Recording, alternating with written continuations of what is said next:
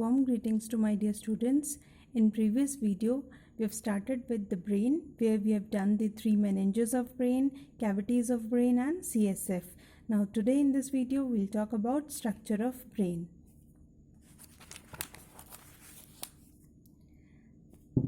So it is that part of CNS which lies within the cranial cavity, and it is also known as encephalon.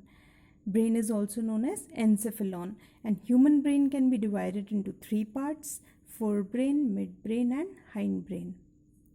Forebrain lies in the anterior portion, so it is the anterior portion of the brain. It is named as forebrain, and midbrain is the middle portion and hindbrain is the posterior portion of brain.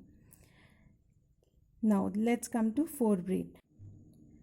Forebrain is also known as prosencephalon, and it forms anterior 2/3 part of brain, and forebrain is further divided into cerebrum and diencephalon. Let's come to cerebrum. Cerebrum is located in the upper part of the cranial cavity. What is cranial cavity? It is a space inside the top of the skull where cerebrum is located, and cerebrum is further divided into two parts, two hemispheres, right hemisphere and left hemisphere, and both the hemispheres are divided by a groove known as longitudinal fissure. And the right hemisphere controls the left part of the body, and left hemisphere controls the right part of the body. The cerebral hemispheres are interconnected by thick band of transverse nerve fibers called corpus callosum. Let's see in the diagram. See, this is the front of a person, this is the back of a person, and this is the top of a person. So this is, you can say, right hemisphere of brain.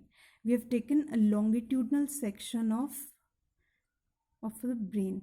So this is the right hemisphere.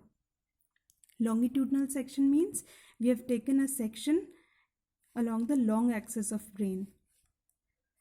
So this is the right hemisphere, and this is the thick band of nerve fibers which is known as corpus callosum, and this is cerebral cortex.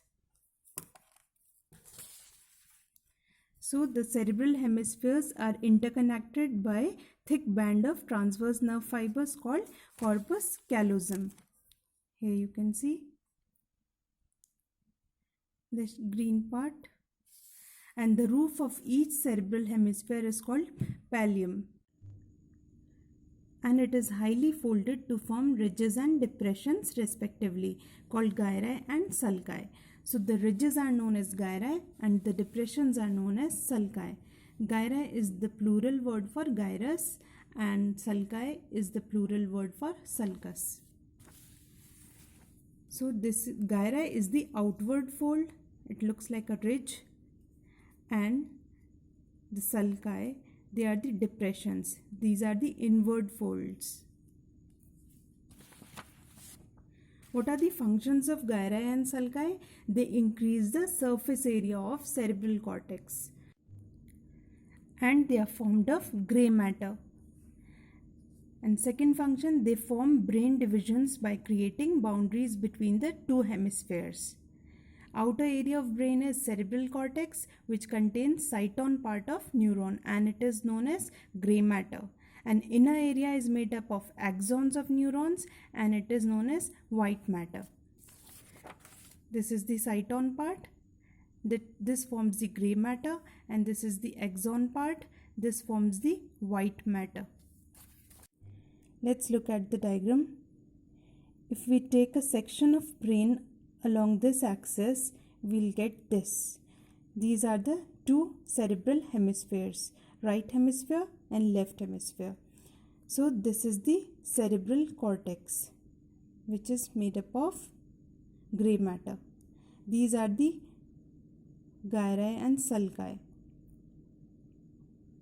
Gray matter comprises of cyton part of neuron, and white matter comprises of axon part of neuron, and the central portion is made up of white matter, and the outer covering is made up of gray matter.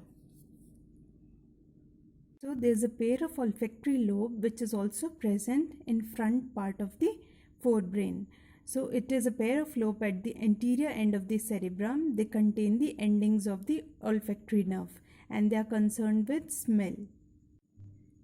Actually, each cerebral hemisphere is further divided into 4 lobes: frontal lobe, parietal lobe, occipital lobe and temporal lobe. Frontal lobe in blue color, parietal lobe I've mentioned in yellow color, and occipital lobe in pink color, and temporal lobe in green color. So each lobe has different functions to perform. Frontal lobe lies just beneath our forehead. This frontal lobe, it lies just beneath our forehead, and its functions are to solve problems, to organize, to plan, to pay attention. And the parietal lobe, it is located at the upper back portion of the brain, and its functions are to control our complex behaviors including senses. And third is the occipital lobe. It is located at the back of our brain, and its functions are they are associated with visual processing, visual attention, visual perception. That means they are related to, all the functions are related to eyes. And the fourth lobe is the temporal lobe.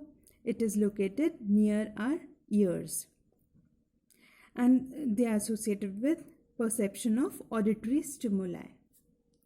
So this was the lateral aspect of cerebral hemisphere. Lateral aspect means side aspect or side view of our cerebral hemisphere.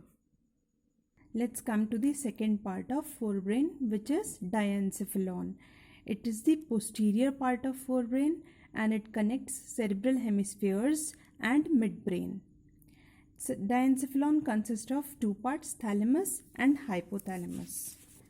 Thalamus, it is consists of oval mass of gray matter that joins each cerebral hemisphere. Let's look in the diagram.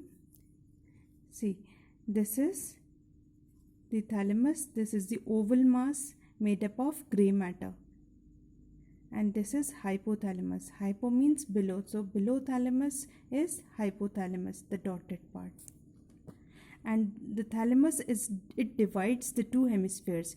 You can see only the right hemisphere, so it divides the two hemispheres. We have taken the longitudinal section, so this is only the right hemisphere you can see. It joins the two hemispheres.